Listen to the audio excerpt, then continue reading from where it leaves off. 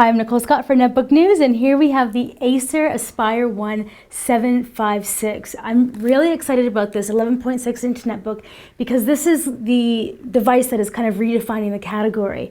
We're seeing a lot of new ultra portables, netbooks, whatever you want to call them, coming out with other CPUs other than the Atom. So this in particular is running the Celeron 877 and also comes with 2 Pentium versions. What exactly that means is if you bought this 3 years ago, this would be a mid-range notebook. So they're coming up and they're pretty interesting. Let's get right into the review to check this out. So the Acer Aspire One 756 follows the classic Acer netbook look. It has the same chassis as even the Acer Aspire One 722 that came out a little while ago, but that was on the Atom processor. So you can see that it doesn't have the rippled lid that some of the newer units are coming out with, but it does have an incredibly high glossy finish, which I dislike a lot. And when you open it up, oh, I have some geek benchmarks up there. Obviously we'll be getting to get benchmarks later. It has a super glossy display. But the thing is that if you compare this display to the average netbook, this is actually 1366 by 768. So we're seeing a higher resolution than what we would normally find on a netbook, which is 1024 by 600. This is a 1080p video, and you can see that it is playing flawlessly. Now, if we actually, let's bump up the brightness, you can see here on the keys that the brightness keys are here integrated. Not a real fan, these are really quite small. I really wish they were a lot larger. But if you kind of take a look around the unit, you'll see that the viewing angles in this are actually very wide. 3 people could actually sit at this computer and watch it. The only downfall, the speakers are horrible. That's maximum. Let's try this even more. That's barely audible, like barely audible. That's really unfortunate. So we're definitely not going to be seeing this as a a huge multimedia unit for you. But anyways, let's pause this and get back into the device itself. It has a single trackpad, which they've really improved on this trackpad since the earlier designs of this unit. It's not glitchy, it's very accurate. I'm really quite fond of it. You can see around the edges here, the design has sunken in the keyboard a little bit more, which is given the keys a little higher elevation, which actually has really provided quite a nice typing surface. You can see there is some flex, but it's really not that bad. The keyboard is actually quite nice to type on. If we close it up so we can take another look around the unit, you can see that it is 27 millimeters high.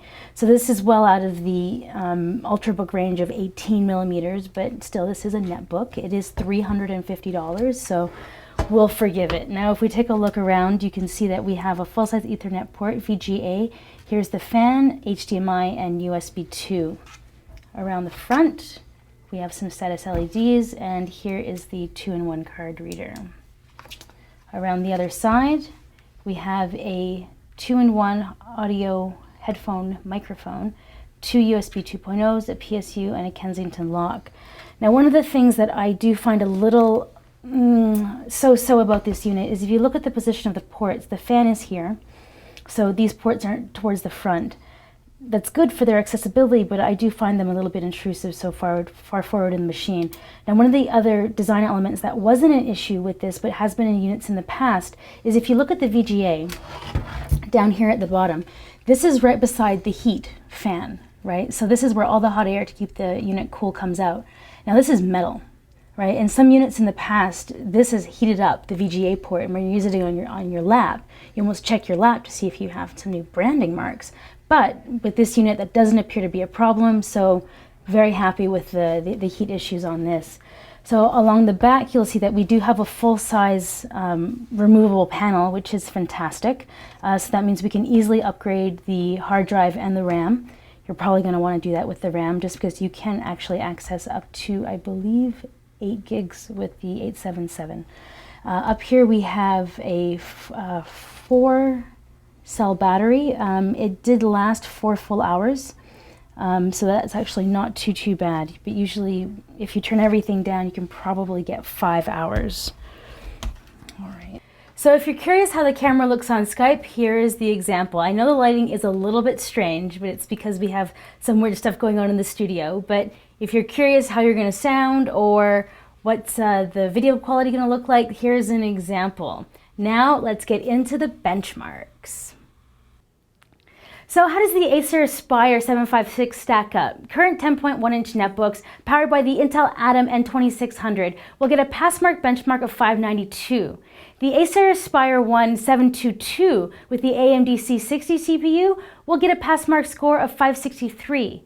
If you have a unit with the AMD 450 CPU or APU, you'll get a benchmark of around 739. The Celeron 877, which is powering this unit, will give you a passmark benchmark of 1474. So now the passmark benchmark rates the system's overall performance. So basically, you're seeing over double the performance for around the same price. The Celeron that powers this Acer isn't the single-core old-school technology that you might remember from a Celeron a few years ago. The Celeron of today is actually based on Sandy Bridge architecture.